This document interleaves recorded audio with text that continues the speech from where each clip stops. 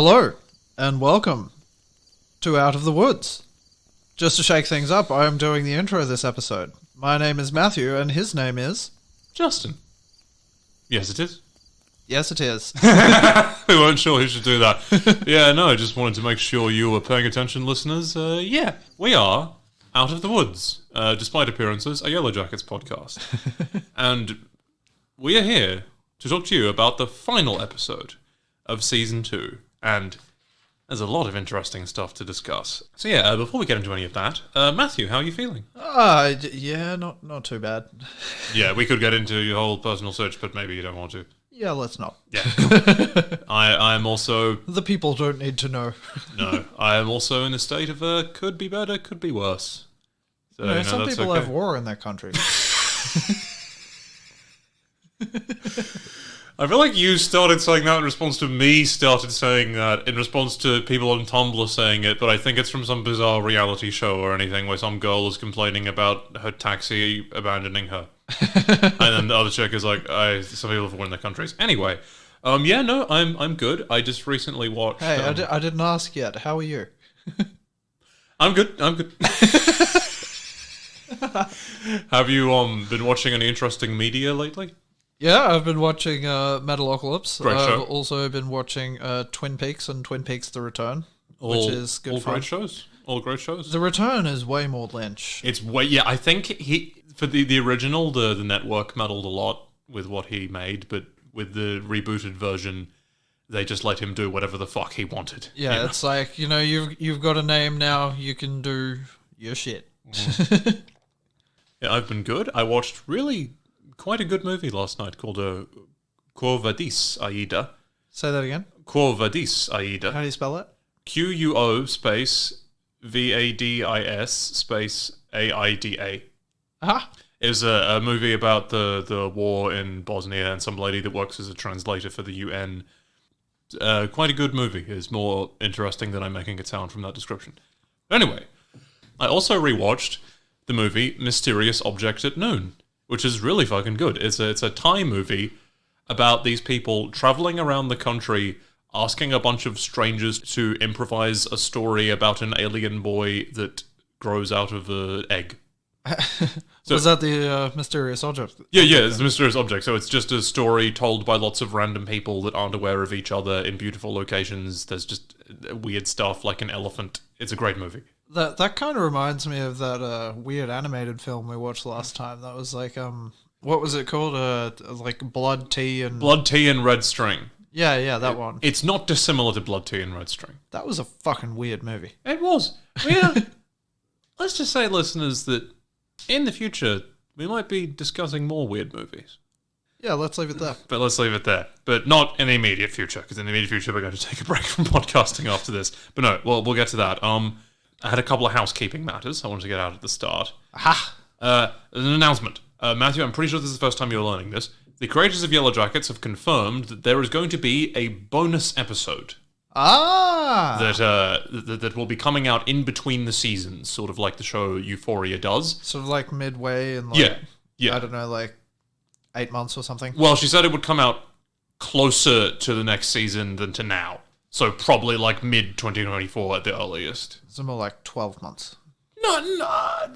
Like well, that would be... We're already mid-2023, so, No, God, you're right. We are. Fuck.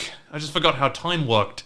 But yeah. As you so often do. But yeah, probably while nothing has been revealed about this bonus episode yet, but I think it's a pretty sure bet that it is about Cabin Guy and his family.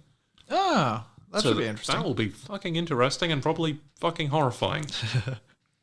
Yeah, also just wanted to say, I had an idea, and I'm just going to sort of float this to you, Matthew, and you listeners, see what you think. Our fans, the people that listen to our podcast, Out of the Woods, what if we gave them the nickname Outies? Like, if you were a fan of Out of the Woods, you could say that you are an outie.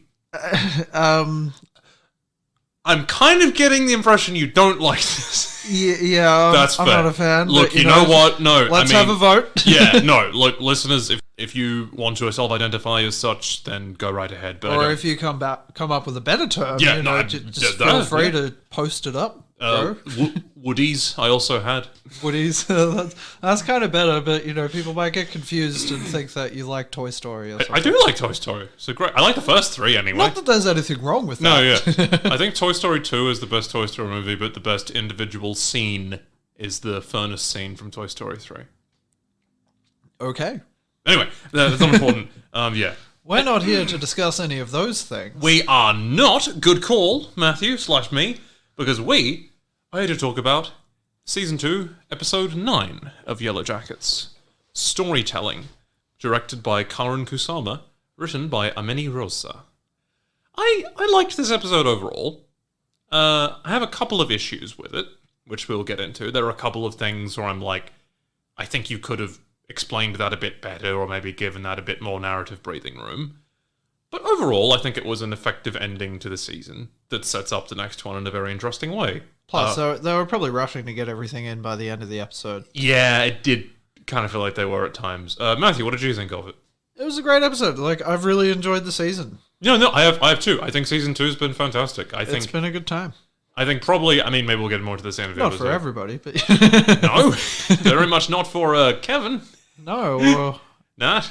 Yeah, well, I was going to say that, but then I thought that's a spoiler, but then I was like, this is not, I repeat, not a spoiler-free podcast. This is not, repeat, not a spoiler-free podcast. I don't generally give numerical ratings, but if episode 8 was a 9, this is more like a 7.5.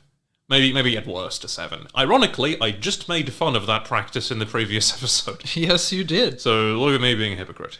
Okay. Everyone has their moments. They do. We open on young Nat staggering through the wilderness, looking distraught. And we soon see why. The Cranberries' Zombie is playing. Matthew, thoughts on that song? I don't mind it. It's kind of a good song. But... Even you saw this coming. I did. My major gripe with it is that they have a passage where they're like, and their bombs, and their bombs, and their guns. I feel like that could have been better if they were like, and their bombs, and their guns, and their bombs, and their guns, or and their bombs, and their bombs, and their guns, and their guns. But they chose to go with the former, which just seems kind of lackluster in my opinion. It just sort of lacks zazz. Vip Veem. Yeah, I tell you one time, a whole Vip Veem. They chose an AAB rhyming schema. And I gotta say, I've listened to that song. My mom used to play it a lot in the car. Probably over 50 times. And I never once heard that they say bombs twice. But now that you have said that, I will never be able to stop hearing that. And neither listeners presumably will you. But yeah, still... I'm glad to be of service. Still a good song. R.I.P. Dolores Riordan. So yeah, Natalie reaches the cabin.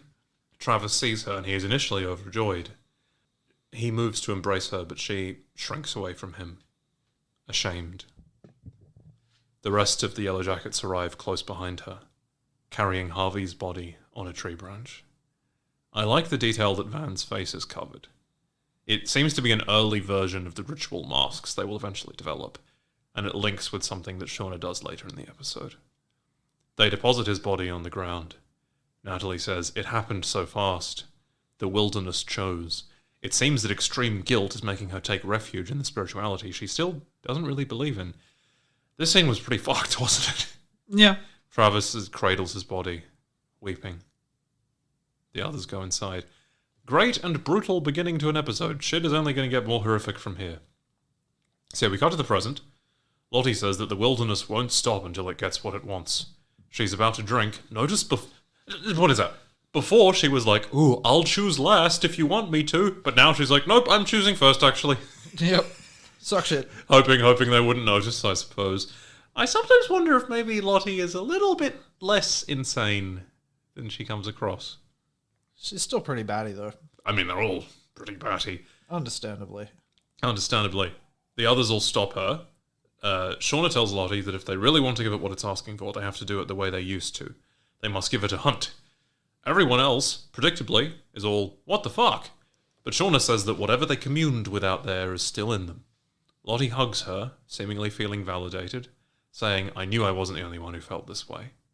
Ty jumps on this, and is all, "Of course, we have to stop fighting it." Yeah, between them, the gals say they need masks, weapons, and a deck of cards. Shauna tells Lottie she has to make sure none of her people are here, which, spoiler alert, she isn't entirely successful at. The woods will be ours tonight, Lottie ominously says. Man, she just can't turn it off. She really can't. She just physically cannot restrain herself from saying ominous. As soon as Lottie leaves, Nat upbraids Shauna, who replies that she just brought them all some time to figure out what to do with her. Misty brings up reinstitutionalizing her, but Nat says that this problem cannot be solved with medical science alone. Van agrees, saying that it isn't just about her mental illness. We all know what she went through out there, because we all went through it too. Yeah, except we got over it, Nat replies. Did you? Did any of you? Spoiler alert. No. Quite. Nat says she thinks it's talking to her again. Have you all forgotten where that leads? Yeah, their expressions suggest that they haven't. And we go to credits. We cut to Lottie in the attic in the past, looking like slightly less fucked up, but still pretty busted. She's a lot less swole, but her eyes are all, like, kind of... I don't know, what's the word for that when they're, like... Dilated? Not bloodshot, but full of blood. Do you know what I mean? I do know, like burst blood vessels in the eye. Yeah, all that shit. It's fucked. Like, it's pretty fucked. Misty appears. Lottie asks her why Travis was screaming. Misty responds hilariously bluntly, because we're going to eat Harvey. So you're not going to sugarcoat that at all. Lottie is understandably kind of freaked out by this. Misty protests that we didn't even kill him exactly. Which is a great... Not exactly. The ice pool killed him. Yeah. She tells her about the card ritual. Lottie protests, I didn't want this. Hey, the previous season, you were telling Shauna to decapitate Travis. I mean, in fairness, that was when everyone was on shrooms. Misty says... It was the shrooms talking. Yeah. As Jake would say, it was the milk talking, Helen. It was the milk. It was the milk. Goddamn tryptophan. Of course, because you're a fucking legend, you exactly get what episode I'm referring to. She would let me have milk. Innocent, pure milk. When Jake Morgendorfer says he's going to do something, he does it. I mean, does it. Great show. Great fucking show. Misty says, you started this. It's done. And it's going to save all of our lives. So you'd better not start making people feel bad about it now. Matthew, do you think that's a fair accusation? That she did start all of the fucked up shit they did? Who did? Lottie. Played a big hand in it, Yeah, suppose. She's kind of the figurehead of all of the ooky kind of weird shit. Mysterious and ooky? Yeah, no, she is, but she... it's a complicated situation. Yeah. Addams Family crossover? Oh. Christina Ricci was in that. Yes, she was. Yeah. Misty comes downstairs and says Lottie is pleased with the Wilderness's choice. Yeah, I think this is where her dislike of Misty comes from, that she twists Lottie's words and tries to undermine her command in a sort of Starscream or Iago-esque way. At Misty's prompting, Shauna grabs her knife and walks outside. Oh, God, this scene fucked me up, dude. The others follow her. Shauna approaches Travis, who is still cradling his brother's body. Can you imagine going through the grief of a loved one's death, finding out that they were miraculously alive, only for them to die again in horrific circumstances just when you thought they were safe? It's so fucked. He didn't even recover from his, partial brain death yet. No. And now he never will. No. Because they ate him. Travis looks at Shauna despondently, and he sort of very weakly goes, no. Kevin Alves is doing great work in this episode. But he eventually recognizes the necessity of Shauna's task. He just says, I'm sorry, and walks away. Nat, Ty, and Van prepare Harvey's body. Everyone in the group looks kind of freaked out. Shauna cannot bring herself to look, so she places her makeshift beanie thing over her eyes as she cuts his throat. I feel like you kind of got to look. Yeah, you don't want to be accidentally, getting his neck ribs. Bloody neck ribs. Shout out The Boxer's Omen, great fucking movie.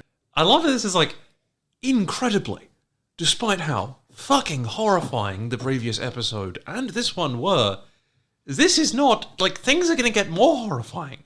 They're going to get to the point where they just murder and butcher each other without any seeming guilt or hesitation or need to distance themselves from the brutality of their actions. You ever just have a moment of like, damn, I'm watching a bunch of teenagers butcher and dismember a dead 12-year-old so they can eat him? Yeah, you have moments like that. Television, you know? Rules. Television can do some pretty fucked up shit. Soon it's just going to be like the cards / the wilderness decided you must die. Yes. Shauna tells them to leave, and they don't need much persuasion to do so. Van's expression suggests someone trying to suppress or force down every instinct of compassion that they have for what they believe is the greater good. That's going to catch up with her eventually. Yeah, one of the most horrific scenes of the entire show. And there's more to come. We got to the present. Misty is futzing about in Lottie's private quarters and finds her meds and asks the name of her doctor. She steals back her confiscated phone in order to call him, but her sneaking about is interrupted by Walter, wearing a rather nice purple jumper. He says that he came to help her. She is overjoyed to see him. I feel like purple's his colour. Yeah, no, he looks good in it. Cut to adult Ty and Van making spooky masks, and yeah, this is one of the issues I kind of had with this episode. Van says that she doesn't feel good about this plan to reinstitutionalize Lottie. Ty protests that Lottie is sick. Van responds, but she isn't. Or if she is, then so are you. Yes, Van, she's murdering the family dog. We know that she's sick. Van says that they have all felt it in their own way and says they should try to reach Lottie, try to reason with her. She says, do you really think that being locked up in some psych ward is going to help her? Would it help you? Maybe? I think it's worth a fucking try, you know? I mean, help's a broad term. Yeah. I also have a degree of skepticism of psychology, but I have to say, if I was murdering family pets in my sleep, I'd be willing to at least give it a try, you know? Give it the old college. Indeed.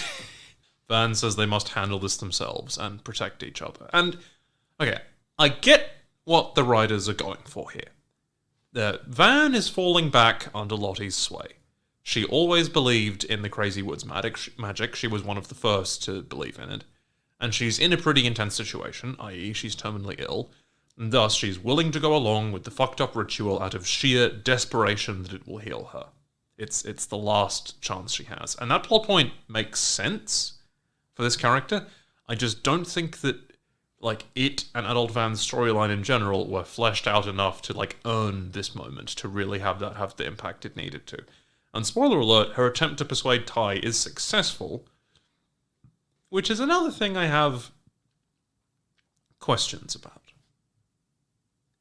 I don't really have, as I said, I don't really have an issue with this plot point per se. I just think it could have been executed better. Not a huge deal, and I'm hoping we'll get more material for Adult Van in Season 3. It's easy to Monday morning quarterback these things. It's very easy to do so.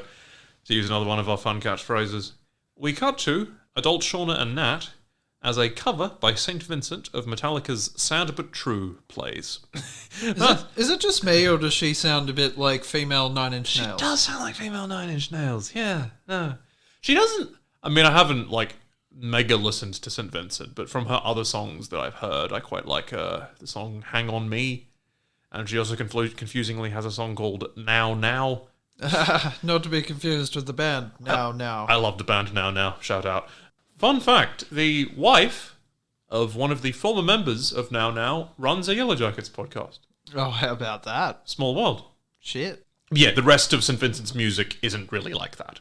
Oh, okay. She's doing like a stylistic thing because she's covering Metallica. It probably will not surprise you nor the world to learn that I haven't dug super deep into St. Vincent's archive. No, nor must you. Nat burns all but one of the Queen cards. Shauna sharpens some knives. Nat's gaze... No, she bluntens some knives. Yeah, she bluntens some knives. She bluntens them. Yeah. Nat's... Is it bluntens or blunts? I think it's blunts. Well, she does that. Yeah. Nat's gaze lingers over the Queen card. How interesting. Cut to Jeff and Callie in the car, on their way to Shauna. He is explaining to her about the logistical difficulties of changing their identities, Jesse and Breaking Bad style. He's like, we could never Google ourselves ever again. Lol. Callie is like, Do you Google yourself a lot? Ouch. Matthew, do you ever Google yourself? Not in the 30 Rock sense. You mind if I use your computer? How else are you going to do it? Oh, great fucking show. Callie asks what his idea to keep Shauna out of jail is. He's all, I don't know, I saw her almost shoot a guy the other day. Callie remarks with surprise that Shauna has a gun. Jeff is all, no, she just took it off this carjacker. Which is not exactly reassuring. They arrive at the entrance to the compound. Callie says, so you have a gun. Jeff says, no, it's in a safe place, while looking compulsively at the glove box. The glove box is always the safest place for a gun. What a fucking goober. Anyway. Some creepy-looking cultos approach. Jeff decides to find another way in. Kevin and Officer Knobstrudel pull up close behind them. This place seems fun, the latter comments. Cut to adult Nat, entering the laundry where Lisa is washing some purple booties.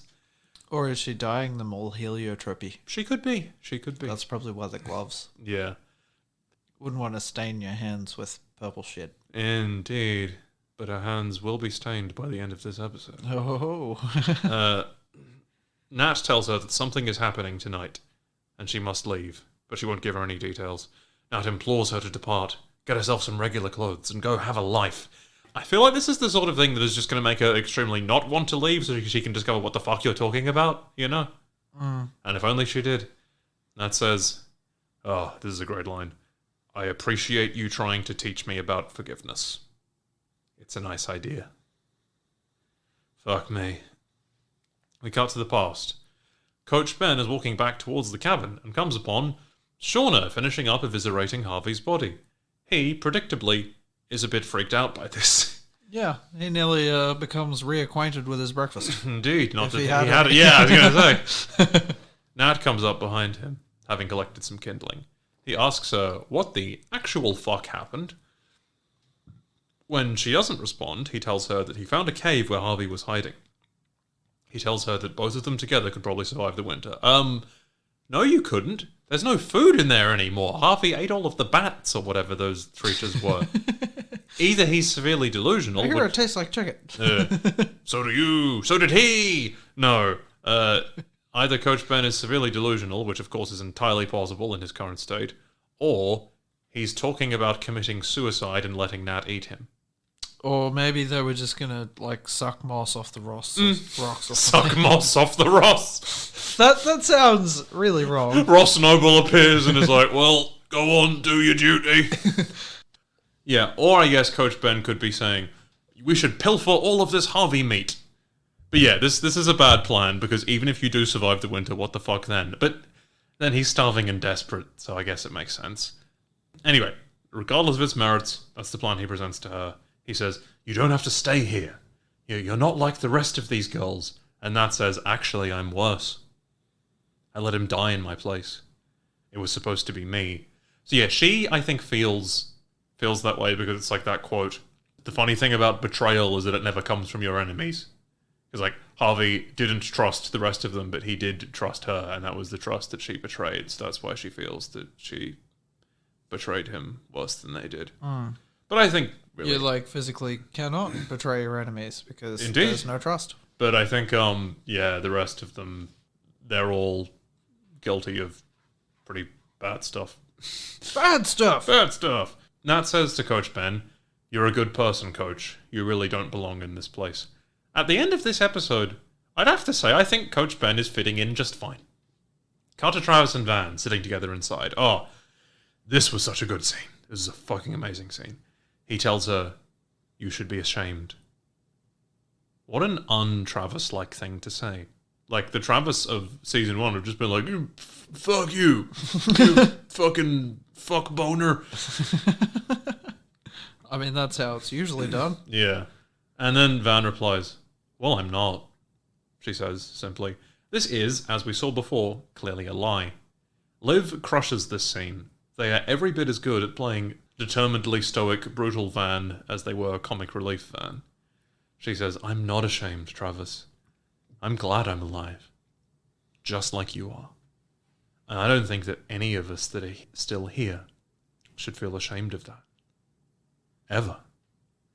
This is the ideology she has adopted, that in some sense they all have adopted. The ends justify the means.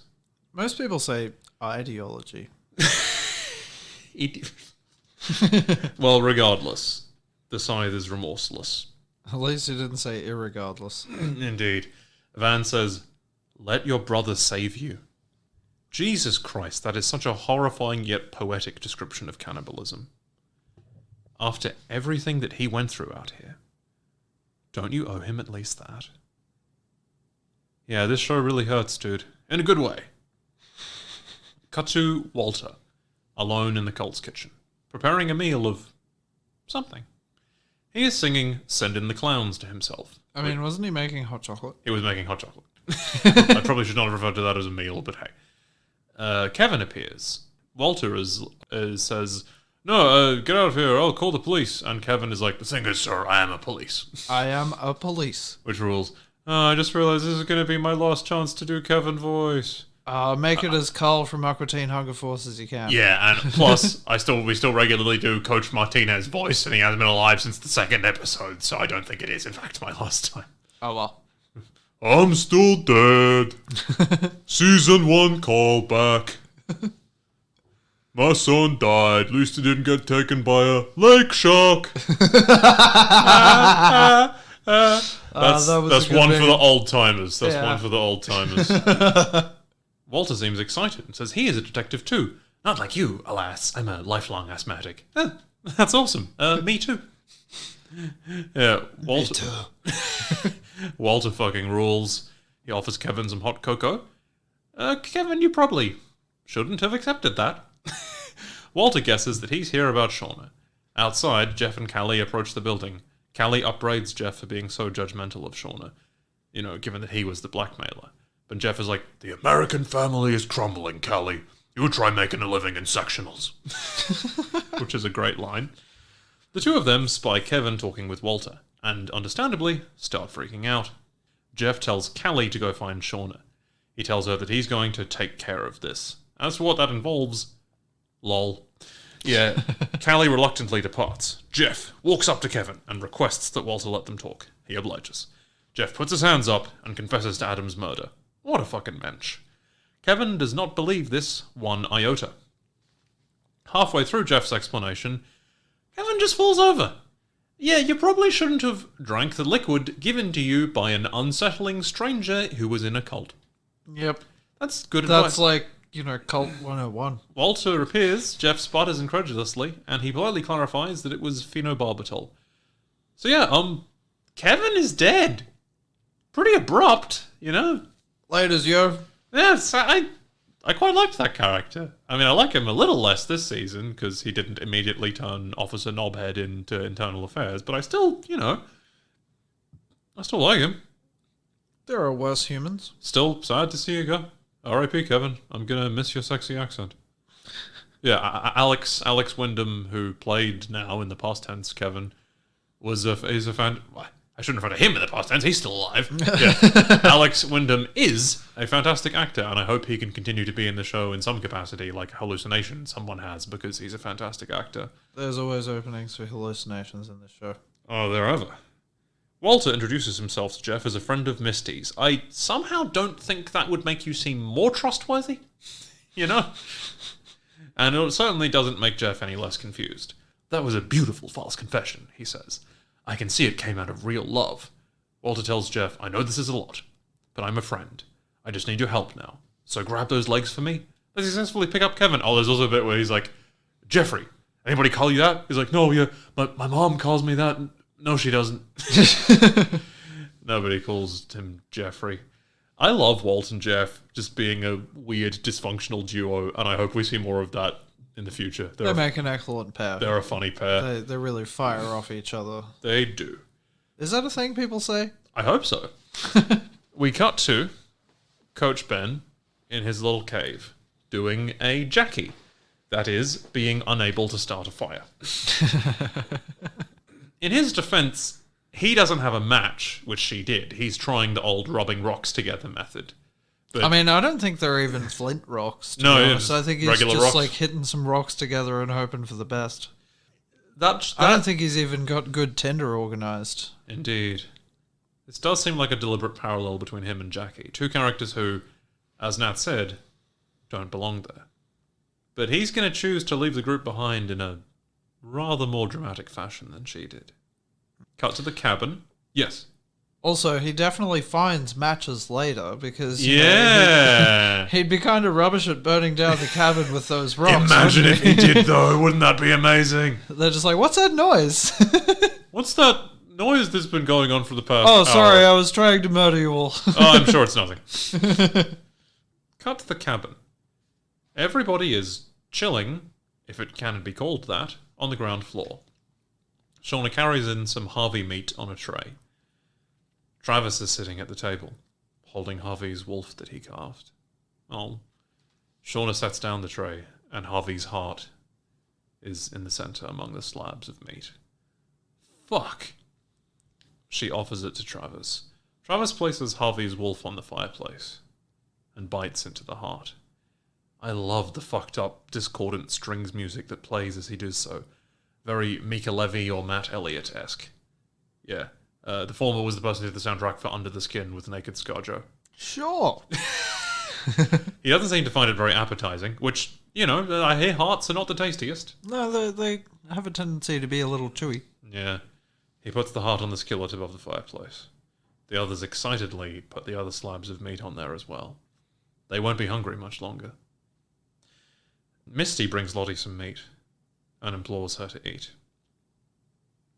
That rhymes. Yeah. Lottie says, intriguingly, I thought it wanted what was best for us. Now I'm not so sure. And, Misty brutally replies, your team needs you. Eat. Yeah, I do kind of like her practical attitude. She's like, I don't give a fuck what the wilderness entity is, what it wants, or if it even exists. We need to survive. So eat your dead friend. I have spoken! I have spoken! Cut to Lottie in the present, gyrating about creepily while Buffy St. Marie's Magic is Afoot plays. I like this song. It's weird. As you pointed out, it's very Lynchian. Yeah. Ty. Yeah. Elaborate on that. No. Ty, coached by Van. I eat enormous quantities of sugar. Ty, coached by Van, calls off Lottie's institutionalization, telling the person on the other line that they calmed her down themselves. Oh no. Yeah, in a way I feel like this makes sense, given Ty's distrust of psychotherapy and her tendency to fly by the seat of her pants. And just to be like, fuck it, we'll just handle this ourselves, not getting anyone else involved. But I feel like I wanted a bit more material here. Is she afraid that Lottie would tell their secrets? Does part of her too hope that Van's cancer could be cured by the fucked up ritual? I hope we get more info in the third season. Yeah, we see a beautiful shot of the night sky, framed by the trees. The girls, minus Lottie, assume their places in the woods around a campfire. Van lays out the masks and weapons. Shauna asks how long it will take for the men in white coats to appear. Misty says that she told them it was urgent, so hopefully not long. Lottie appears, looking excited. She places the knife with the other affects and grabs the deck of cards. It's time, yes, she says. We then cut to Callie, still searching for Shauna. She hears someone bollocking about near her and grabs the gun that she stole from Jeff's extremely obvious hiding place. Officer Fuck Off appears. Yeah, come on, you've got better than that. Okay. Officer Knob Coctopus appears. That's better. And says he's looking for Shauna. Hey, Riders, it was a hell of a choice for you to kill off Kevin and not this wanker. That was a choice. Yeah. Not the one I would have made. I'm thinking... Just saying. I'm thinking that he's just being kept alive so he can die horrifically in the next season. Did I say I'm thinking? I meant I'm hoping. Callie points a gun at him, and he's just being a wanker in response when he receives a call. Jeff and Walter have faked a call from Kevin by stringing together a bunch of the random statements he said that Walter recorded, like, Shauna Sadeki, and what the fuck are you doing? It confuses him enough to depart. Jeff and Walter are out by the cop car. They have Kevin shoved in the boot. Fuck me! Walter shoves the ringing phone in there as well, laying a trap for Officer Dick Ribs. There you go. There I go. Cut to the adult gals drawing cards. This time, the queen is the one you don't want. Shauna I mean, isn't it always the one you don't want? Yeah. Shauna requests to shuffle them some more. Ty attempts to start talking Lottie down, being like, "Hey, we don't have to do this, right?" But she doesn't seem to respond. Shut the fuck up. As a climactic event, I found this whole scene a little half-baked. Well, we'll get into why soon. Everyone goes around drawing cards. It's pretty tense. Ty initially refuses to take the deck and asks Van accusingly, "Is this what you wanted to happen?" Yes, it is what she wanted to happen. Lottie asks, "Are you refusing the draw?" Because you know what happens if you do. Ty succumbs to peer... Bad stuff! Ty succumbs to peer pressure and takes the card. They go around the circle a few more times, flashing back to their past selves, until Shauna pulls the queen! Oh no! When I saw this for the first time, I was like, okay, there's no way they're killing off Shauna because Melanie Linsky has said she'd do this show forever if they let her, so she's all good. Maybe they decided they weren't going to let her, but... They did. I mean, yeah. The Yellow Jackets get their weapons. Shauna is like, "Hey, come on, we're not actually gonna do this, right?" But seemingly they are. I mean, we'll get into this. Lottie's like, "Shauna, it's up to you. The way we used to. You can submit or you can run." Yeah, the camera briefly shows us I bet she wishes that she had those knife hands now. Oh my god, that would be so fucking awesome. Just fucking try it, motherfuckers. I dare you, I double dare you, motherfucker. I triple dare you, motherfucker. The camera briefly shows us the faces of the gals. I'm like 90% sure that Ty in this scene is evil Ty. She does have that sort of look about it, doesn't she? Yeah. Shauna's like, "We're not really doing this, are we? You know there's no it, right? It was just us." Lottie terrifyingly responds, "Is there a difference?" And I think that's kind of the thesis of the show. There isn't a difference. They still did those things. Shauna, understandably, leaves. Lottie's like, "Shauna, are you running? Is that your choice?" And she's like, "Oh, fuck off." And she starts, like, not even running, just, like, walking briskly away, and the others pursue her. Matthew, do you think they are actually going to kill her? I think they had the intention. Well, Lottie definitely is. Van, but you know, they blunted all the knives, right? I think so. I mean, you could still stab someone to death with them. It'd just be like 100 times more painful, probably. Ouch. But yeah, no, I think that Nat and Misty were just humoring Lottie. They were still waiting for the psych people to arrive. They were just... But didn't they say that they called them off? Yes, but they don't know that. Only Ty and Van know they called them off. So they're still like, "Let's just drag this out and hope that the men with straitjackets come to take her away and we don't have to kill anyone." But yeah, Misty had her, injecty thing. I think she was going to use that on Lottie if it came to that. So yeah, I don't think they were. Ty, as I said, I think was in evil Ty mode, so she probably would have killed her. And yeah, Van, I think they're like in the woods. Van would do just about anything to stay alive. I imagine things are going to be a bit awkward between Shauna and the other survivors next season. It's like, "Hey, were you all gonna kill me? Just a quick question. Were you all gonna murder me? That's not very cool." Well, the wilderness chooses. Indeed. There's no it, right? Anyway, Shut up! I think the show is never going to fully confirm if there is or not. But yeah, it's this slightly lame chase scene. Like, they're just sort of, like, briskly... Like, yeah, it leads us to the actually really good climax of the season, so I'm okay with it. Officer Bollocknose approaches the car, and hears the phone ringing. He tries to jimmy the boot. Walter appears. Oh, this is so good and so fucked. He runs up to him, takes his gun, and shoots Kevin's corpse. Like 3 or 4 times. Yeah, I think this is so that Officer shit guy can't just back out of it. Like, yeah, he can't just blame it all on Walter because it's his gun, it's his bullets. Have the forensic evidence to trace it back to his gun. Yeah. Mr. Forward-thinking Elijah Wood, man. It's such a fucking crazy plan. Like, what if his gun had been properly strapped in its holster? Oh, I'm sure he'd be probably well aware of how to, just deftly undo. No, you're right. He would. Yeah. And, he had the forward thinking to, use gloves. So, his fingerprints will still be on the gun no matter what he does. So yeah, Walter holds Officer Twatface at gunpoint. The lad asks, "Who the fuck are you?" And Walter says, "Oh, I love this monologue. I'm the guy who's about to give you a choice. Now, imagine how impressed the Whiskey Police Force will be when they realize that their new recruit nearly lost his life, uncovering his partner's involvement in a sordid police corruption scandal." Sorry, come again? It's called a narrative.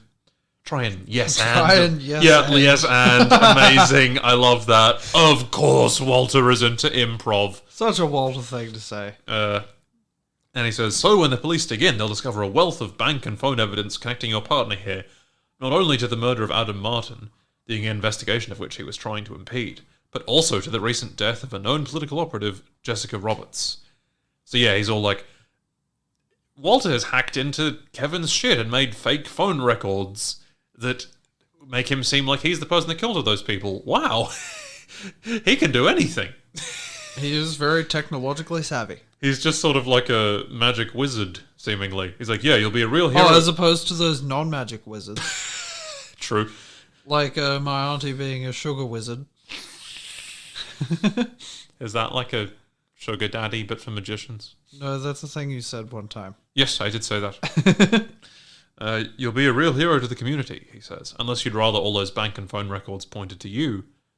Oh, he says. The sirens start wailing in the distance. I've taken the liberty of contacting the local authorities. Until you're ready to talk to them, you might want to keep that closed. He's like, oh god. So yeah, Walter is awesome, first of all. Absolutely. Second of all, it's a bit of an overly neat resolution. It's just like, he fixed it all. But you know what? I was ready for that plot line to be done. I'm not really going to complain about it. Yeah, you just got to suspend disbelief and be like, this guy, he's thinking like 12 steps ahead. He knows what he's doing. He plays both sides, so he always comes out on top, as Benny would say, from Fallout New Vegas. Cut 2. Shauna running-ish through the woods, being chased by the others. As I said, the whole thing does look a bit half-assed. It's sort of, I think it's sort of intentional that it's like a pale imitation of what they used to do in the proper woods, but... Yeah, she's like, my heart's not in it. Yeah, I don't think any, other than Lottie, I don't think any of their hearts are really in it. Suddenly, someone appears and fucking shoots Lottie in the arm. It's Callie!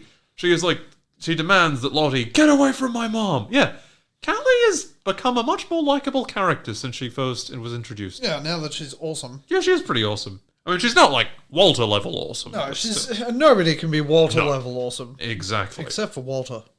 Yeah, Lottie seems fascinated by Callie. She's like, is this your daughter? She's so powerful. Shauna demands that Callie put the gun down, but she protests. She was going to kill you. The others seem to snap out of it. Ty snaps out of, well, as I believe to be her other personality, and they take off their masks. Lottie says, it's here. It's with us now. Shauna yells, Misty, where the fuck is the psych team?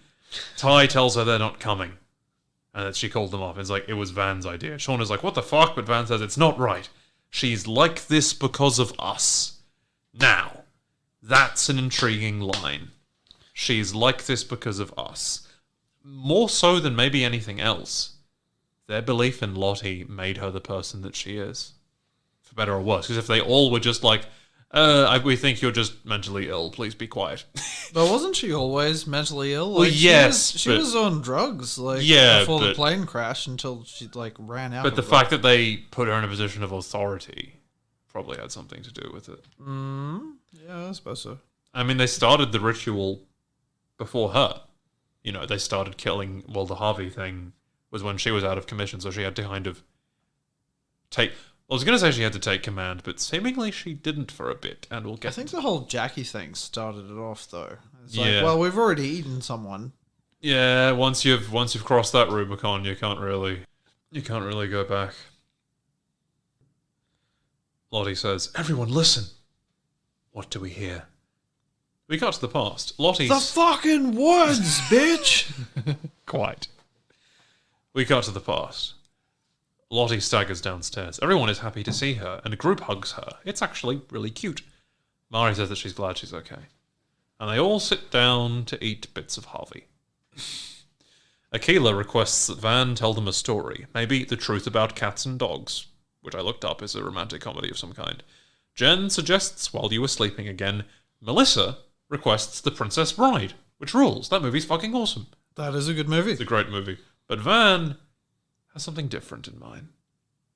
In her position overlooking the others, with Misty at her side like a bespectacled, salacious crumb, she almost looks like the leader in this shot, which she really in the past, but She'd probably make a good leader. I think she would too. And she's the storyteller, and the storyteller, the person who tells the story, is a kind of leader. And I think maybe in the future, I mean, we can have more speculation in future episodes down the track, but I think that Van might become the main antagonist of the modern day timeline. Well, like oppose Lottie for the throne. Yeah, because I think Lottie's going to be out of commission for a while at least, and You think she's going to lead the purple dudes in her stead? I don't know if the purple dudes are going to be a factor anymore, but I think... Oh, have we started calling them the purple people leaders yet? Well, quite, the purple people leaders. But yeah, I think Van is kind of backed up against a wall in the present, a big wall called cancer. And I think when... The Vancer. Indeed, and I think when people are in desperate... I mean, we already kind of see it in this episode. When people are in desperate straits, they're willing to do things that are kind of fucked up. And yeah, I fucking love that character still. If you believe that her becoming more overtly villainous is going to make me love her any less, you just don't know me at all. Anyway, Van tells a story. A story of the place that they are currently at, which is maybe not what everybody wants to hear, but okay. Once upon a time, there was a place called the Wilderness. It was beautiful and full of life. But it was also lonely and violent and misunderstood. As Van is telling the story, Coach Ben is grabbing some kerosene and matches from outside the cabin. She continues. So one day, the Wilderness built a house. It waited.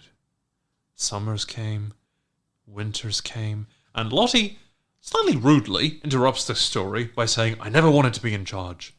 It chose me, I think, because I was the one who knew how to listen, but I can't hear it anymore. Maybe that's from Shauna whacking her about. She says that they all learned how to hear it, to feel it, and presumably to do awful things at its bidding. Maybe what it wants now is a leader who can help us survive for the rest of the time we're out here. And that isn't me. Van seems shocked by this pronouncement. Mari's all, no, we need you. But Lottie says, the Wilderness chose who fed us. It's already chosen who should lead us. Lottie chooses Natalie. Fuck! I didn't expect this. But it does make a kind of sense, because maybe Lottie just doesn't fucking want to be in charge of these people anymore. I mean, can you blame her? But isn't that like further reason why she should lead them? Because I feel like, someone who should lead them is probably someone who doesn't want to. Well, yeah, that's why I think that Nat is a good... She chose Nat. Yeah. And that's why I think, yeah. Anyway. Yeah, it's a minor thing. Egg on toast, I think. Egg on toast, I think. We go to the present. Misty is bandaging Lottie's arm wound. Everybody is sort of standing around awkwardly. Lottie says, you believe me now, don't you? It's still with us. It never left. Shauna, how can you think that it wasn't there when you killed your lover? And Misty, when you kept that woman in your basement? And Van, I saw it in your eyes just then, I did. And Ty, it brought you to her so that she would bring you here to us. And it was in you, Nat. It was in you, even when you denied it. You were always its favourite. Nat yells at her, why can't you ever stop? And brandishes the knife at her. Suddenly, Lisa appears, yelling, don't move. She's pointing Nat's own rifle at her. We cut back to the past. Lottie says, how else do we explain what happened out there? I don't know, random chance. We tried to kill you, and it wouldn't let us. She kneels before Nat and kisses her hand. Cute. Everyone follows suit in bowing before Nat. Misty does a weird curtsy thing. It's really cute. Coach Ben sees this through the window, and it terrifies him. And he finally seems to realise that the last person he thought he could rely on out there isn't so different from the others. So yeah, a cover of Echo and the Bunnymen's Killing Moon plays. The song that the frontman of said band labelled Richard Kelly a knobhead for replacing with Never Tear Us Apart in the director's cut of Donnie Darko. And that song... He definitely did do that. Yeah, Never Tear Us Apart was in Season 1. In Episode 1. So yeah, Full circle, baby, full circle. They must be real Darko heads. Yes, that sounds like something else. That sounds like an extremely syntactically confusing racial slur. They're probably not as dedicated as that guy who kissed him. had Yeah. a collection of Donnie Darko movies that was probably like 30 DVDs deep. Ty's line in the first season about how we wouldn't be here if it wasn't for her is starting to sound a bit different. Travis places his hand over her heart, the place Lottie once touched. Damn. Yeah, Van does this cute, like, putting her face on Nat's hand thing. I can't really describe it, but it's cute. Yeah, Shauna seems pretty resentful of this. Tyler seems a bit resentful of it, but she's more able to push that down.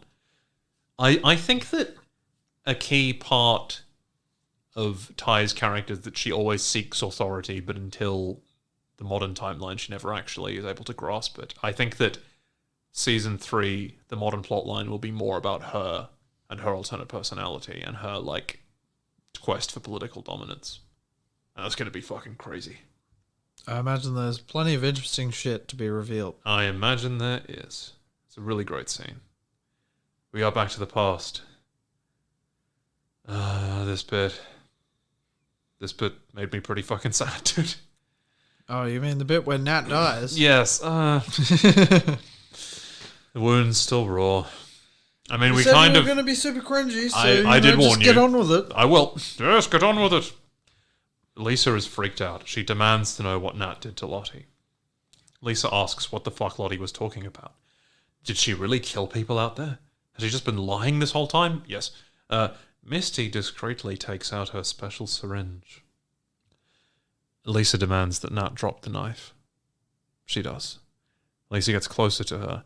Misty runs at them and tries to stab Lisa, but ends up stabbing Natalie. Fuck. Bad luck. Indeed. Natalie hallucinates herself in an airplane. It's her final flight, and she's still got the middle seat. It's a bit of a pisser. That is. It's not even first class. Yeah. Radiohead's Fade Out plays, as she does. Matthew, thoughts on that song? It's okay. Cool. Is that Tom York or is it just mustard? Misty tries in vain to hold Nat upright as she drifts away. She lays her down on the ground, weeping. Now this was a fantastic and devastating climax to the episode/season. If we had to go through a slightly cack-handed hunting sequence to get there, I'm all good with that. On Nat's flight, Harvey appears in the seat next to her. He tells her there's nothing to be afraid of. He seems to have forgiven her. So that's nice. Nat protests that she's not supposed to be there. Her younger self appears on her other side and says, "We both know that's not true. This is exactly where we belong. We've been here for years." Fuck me, what a devastating line. That reminds me of the quote from 6 Feet Under. Life just wasn't the right environment for me. Is it for anyone? Yeah, it's a really great show. I really think you would like that show. I really have been meaning to watch it. Yeah. Nat starts crying. Young Lottie, puts her hand on her chest, just like she did with Travis. Oh. She says, "It's not evil, it's just hungry. Like us. Let it in. Death is hungry for us all." There was no Travis in the scene. I guess that's because they already said goodbye. And so she does. She says goodbye. Misty is weeping over her body. And she dies. Natalie is gone. She died of a drug overdose, just like everybody said she would. That girl from the trailer park never really got to be happy.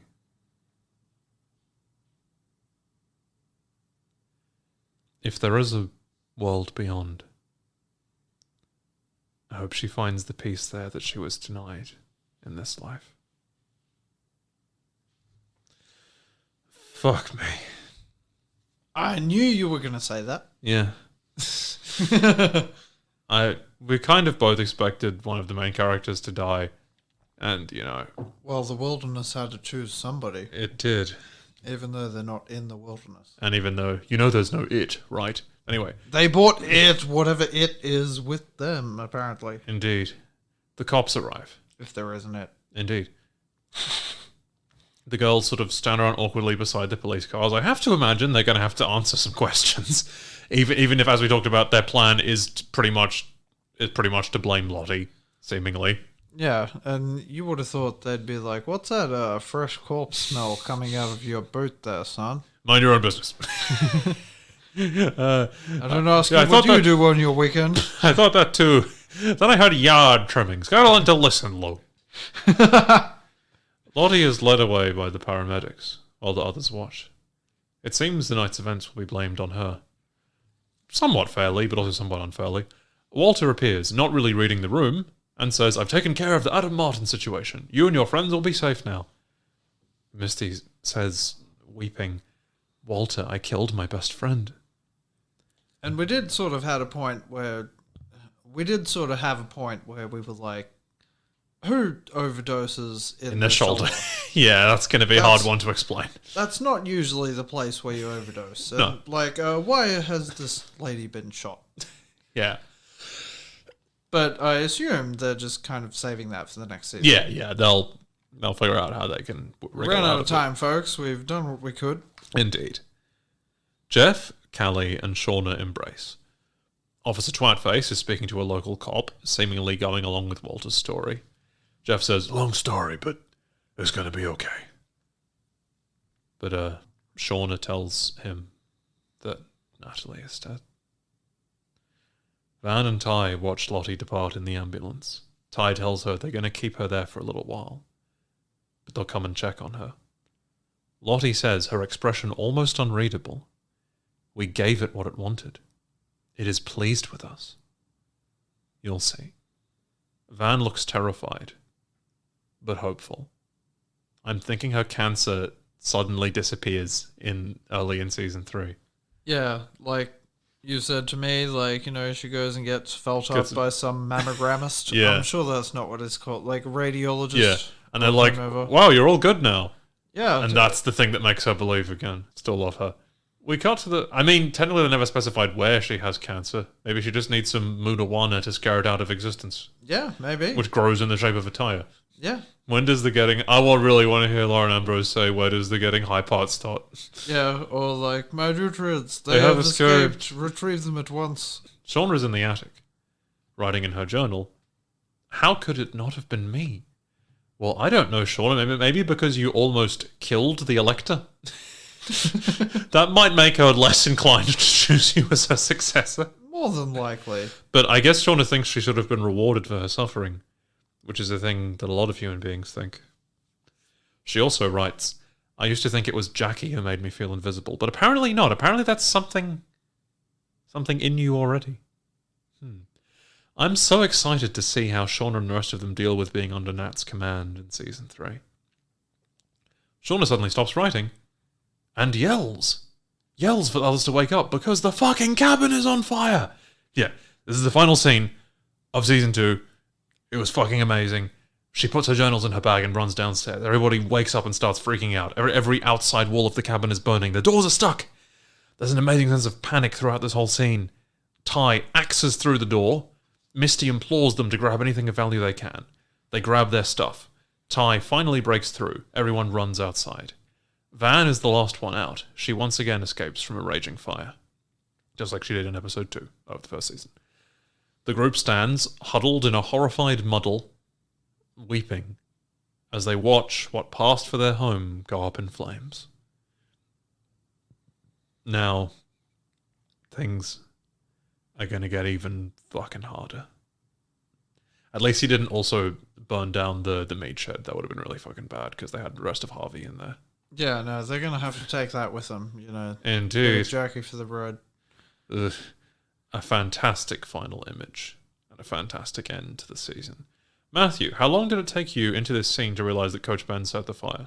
Not fucking long. Yeah, no, same. You see him with the fucking matches. Yeah, no, You're just same. like, oh, I guess it's the guy with the matches that wasn't inside the cabin. I love him being still alive as of season 3 is not something I predicted. You know?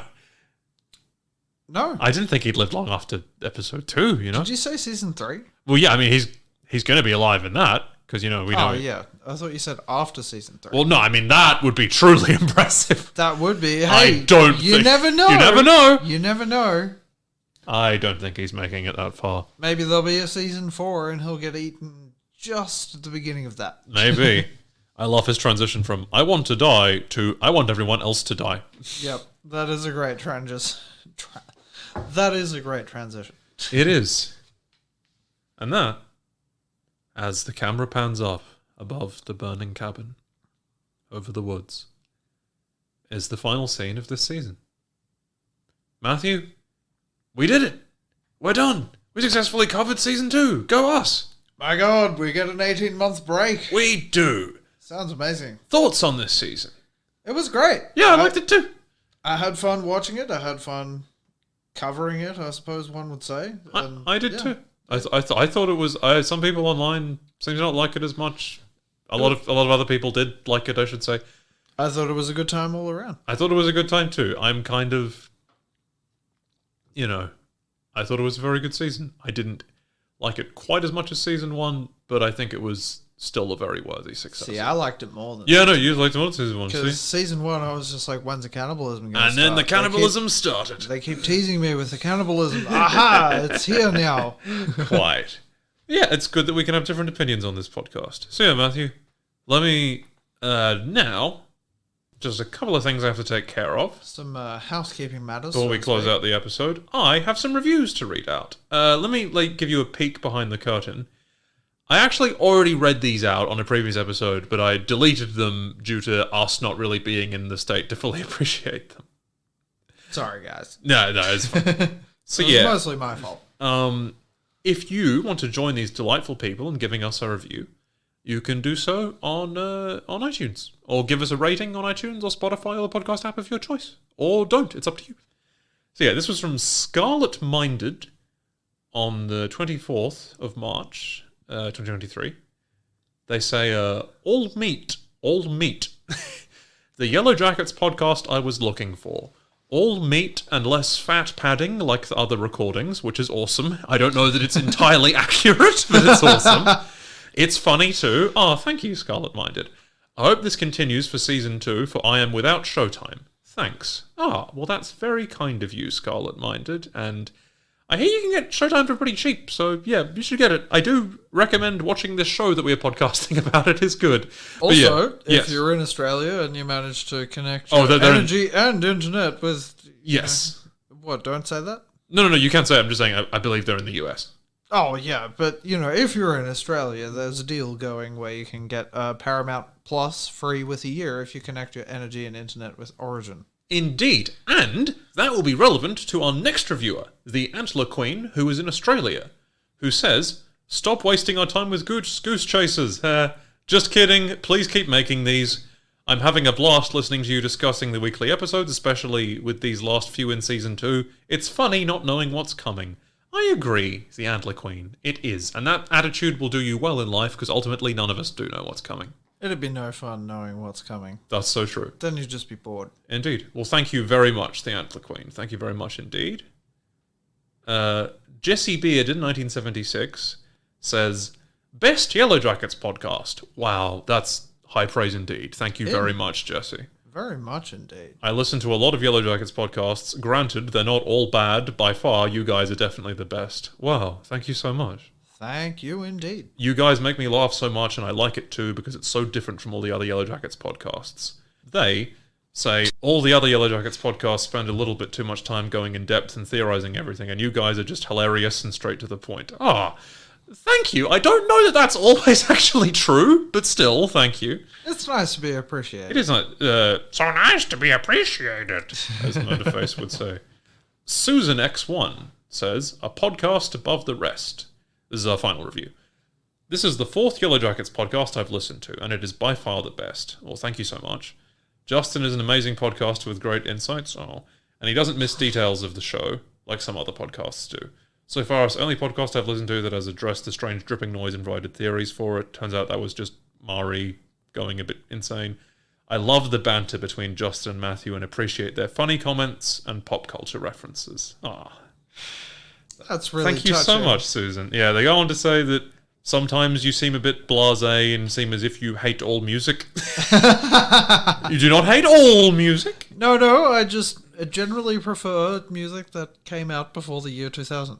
Susan says that we spend a little too much time going over the episode line by line. I'd enjoy if they spent more time on discussion and theories rather than rehashing the show. But they say, overall, smart and witty podcasts, and I eagerly await the next podcast episode. Well, thank you very much, Susan. We appreciate your listenership, and that is, I don't know if you've noticed, kind of a shift we made in this season to talking about, having less maybe in-depth recaps of the episodes, and seemingly people respond well to that. So, yeah. Now, I'm glad it's working for people. Matthew, since we most recently shouted out a bunch of countries that listen to us, there have been some new ones. So I'm just Are you going to go through the whole list? You know what? I'm going to go through the whole list. Oh, here because we it's go. It's going to be the last one for a while.